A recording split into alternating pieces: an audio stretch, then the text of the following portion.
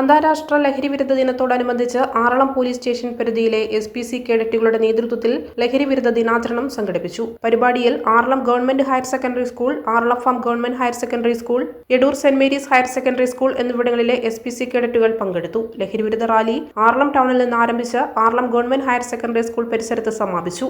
വിവിധ ലഹരിവിരുദ്ധ സന്ദേശങ്ങൾ ഉയർത്തിപ്പിടിച്ച റാലിയിൽ 120ഓളം SPC കേഡറ്റുകൾ പങ്കാളികളായി. പരിപാടിയിൽ KP അജ്മൽ അധ്യക്ഷനായി. സബ് ഇൻസ്പെക്ടർ സുഹൈൽ K ഉദ്ഘാടനം ചെയ്തു.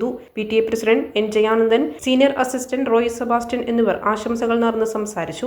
അധ്യാപകരായ Reena Philip, Shijesh TV, Reena PA, Zakaria Vilakkode, Joan Subhash, Reshma, Jyothima EV, Yajeed Poyilan എന്നിവർ ലഹരിവിരുദ്ധ സന്ദേശങ്ങൾ പങ്കുവച്ചു. SPC കേഡറ്റുകളായ മാസ്റ്റർ കെവിൻ ബിനോയ്, ദേവനന്ദ് VC എന്നിവർ വിദ്യാർത്ഥി പ്രതിനിധികളായി സംസാരിച്ചു. ലഹരിയുടെ ദൂഷ്യഫലങ്ങളെക്കുറിച്ച് ബോധവൽക്കരണം നടത്തുകയും ലഹരിമുക്ത സമൂഹം സൃഷ്ടിക്കുന്നതിനുള്ള പ്രതിജ്ഞയെടുക്കുകയും ചെയ്തു. പരിപാടിയിൽ അധ്യാപകരും വിദ്യാർത്ഥികളും രക്ഷിതാക്കളും പങ്കെടുത്തു.